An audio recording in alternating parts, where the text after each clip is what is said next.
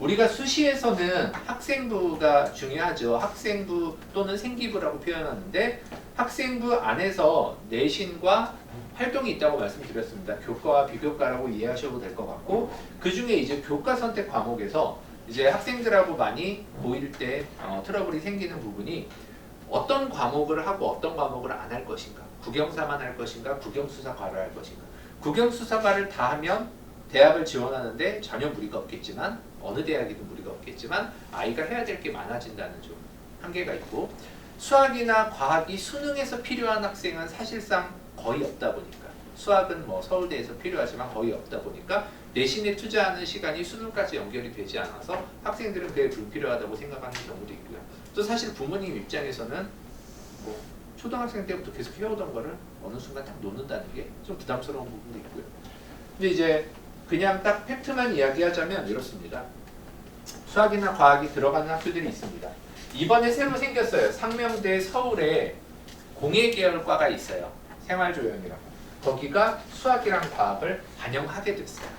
그리고 기존에도 그랬고 지금도 한성대가 수시에서 수학 내신을 반영해요. 그리고 서경대가 수학과학 반영해요.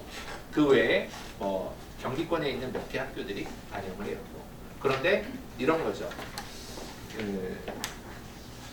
사실은 꼭 수학과학을 반영하는 학교가 이렇게 많지 않다 보니까 여기에 시간 투자를 안 하고 대신 여기를 쓰게 되는 기회를 포기한다든가 다른 선택지들이 많이 있으니까 아니면 이런 것도 고려해서 준비를 한다든가 이런 선택을 하시게 될 것 같아요. 저 같은 경우는 선택과 집중이라는 이유로 타협을 하려는 학생들한테 좀 지지 않는 편인데 아이들이 보통 부모님하고 혹은 선생님하고 타협을 하려고 하는 경우들이 많은데 그런 부분에 있어서 저는 보통 저희 학원 매뉴얼은 이겁니다.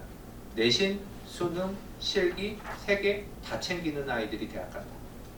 그래서 기본적으로 학원에서 선생님들이 저희 학원 선생님들이 내신 안 해도 돼, 내신 안 해도 돼, 포기해도 돼 라고 표현하는 경우는 절대 없어요.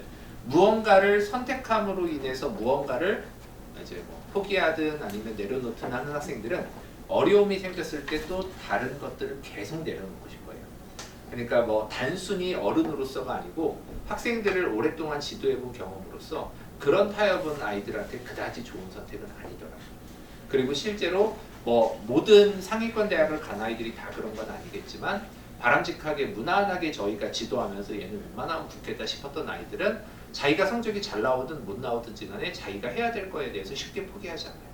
그래서 저희는 기본적으로 국영사에 대해서만큼은 내신 관리를 꼭 필히 하라고 하는 편이에요. 5등급이 나와도 5등급 유의미할 수 있으니까 해라라고 하는 편이에요. 하지만 수학과학에 대해서만큼은 꼭 하라고 하기가 조금 어렵더라고요. 이런 부분은 참고해서 확인하시면 되겠습니다. 이 부분이 중요합니다. 아까 말씀드렸던 어떤 대학은 예를 들어서 성신여대입니다. 성신여대 수시에서는 1등급을 100점 줬을 때 4등급을 96점 줍니다. 그럼 4점 차이가 사실 수시에서는 그렇게 크지는 않아요. 대학의 상황에 따라 다르지만 그리고 6등급은 92점까지도 줍니다. 7등급은 90점도 줘요. 그런데 8등급은 갑자기 70점을 줘요. 이게 평소에 제가 말씀드리는 대학에서 주는 사인이다. 일정 성적 이하는 와봤자 안 뽑을 거야. 이 부분을 잘 모르시는 분들은 등급별로 순차적으로 그냥 차이가 있겠지 하고 막연하게 생각하시는데 교육부에서 너네 내신 많이 봐. 그래 많이 볼게요. 그 대신 우리는 5등급도 점수를 많이 줘버리면 많이 보는 게 아닌 게 돼버리는 거죠. 이런 식으로 대학에서 컨트롤을 하는 겁니다. 그래서 성신여대랑 동덕여대가 가정마다의 선호도는 있으시겠지만 어쨌거나 그냥 외형적으로 봤을 때 성적대는 비슷한 학교라고 봐야 되는데 동덕여대 수시에선 1등급이 100점일 때 4등급이 91점 성신은 96점이었는데 여기는 91점이네 6등급은 80점 6등급이 성신은 92점이었는데 80점이네 이런 차이가 있죠. 외형적인 학생부 몇 퍼센트가 들어간다를 보는 게 중요한 게 아니고 어느 등급대가 어떻게 되더라. 그런데 우리 아이가 국영사가 다 같은 등급일 수 있나요? 학기마다 다 과목마다 다르잖아요. 저희가 그런 계산을 해서 지원 가능한 대학들을 가이드를 해드리는 거거든요. 그래서 이 부분에 대해서는 저는 이렇게 이야기를 하는 편입니다. 우리가 내신 받기 어려운 지역이어서 너의 내신이 5여도 6이어도 유의미하게 써먹을 수 있는 학교가 있으니까 포기하지 말고 한 등급이라도 더 올릴 수 있도록 하자. 이게 이제 저희 학원의 방향성입니다.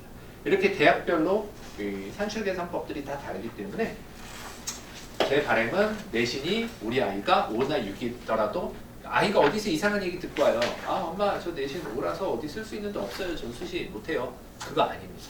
그리고 상황에 따라서 이런 경우들이 있습니다. 지금은 예상하기 어려우시겠지만 우리 아이가 입시가 끝나고 뭐 대학이 붙었을 때 또는 못 붙었을 때 이런 경우 있습니다. 대학이 붙었는데 좀 마음에 안 들어서 한 번 더 하고 싶은데 수능까지 하기는 너무 힘들어 또는 부담돼.